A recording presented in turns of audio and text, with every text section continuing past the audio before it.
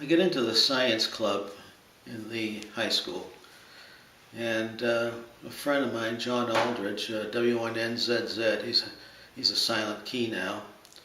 We were in class together. Now this guy was an absolute genius, 160 plus IQ, things like that.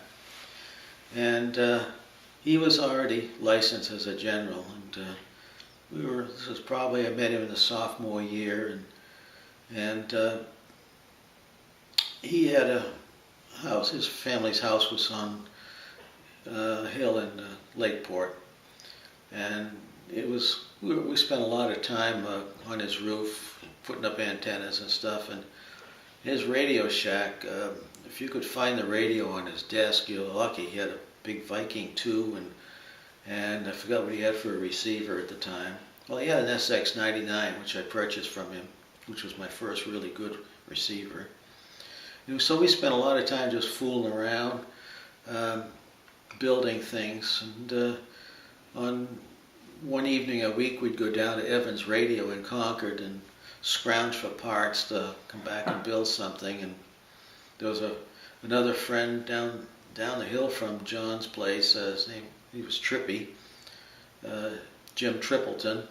He was a ham, and his basement was just full of radio parts, and we always scrounged from that. So we had a lot of fun building. Well, John and I were both in the science club. He was the president, I was the vice president. And so, I had developed a natural interest in science and then eventually radio. We started a radio club at the Laconia High School, K100P, and we had the projector room in the auditorium, which you can't find anymore because they've redone the high school.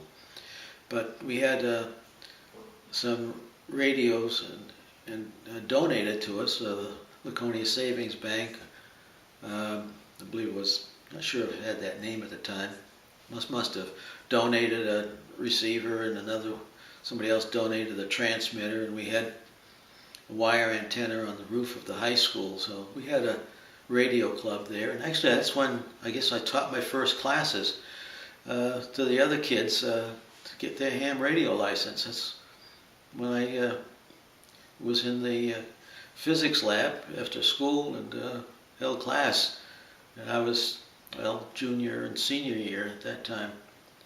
So that was when that thing started.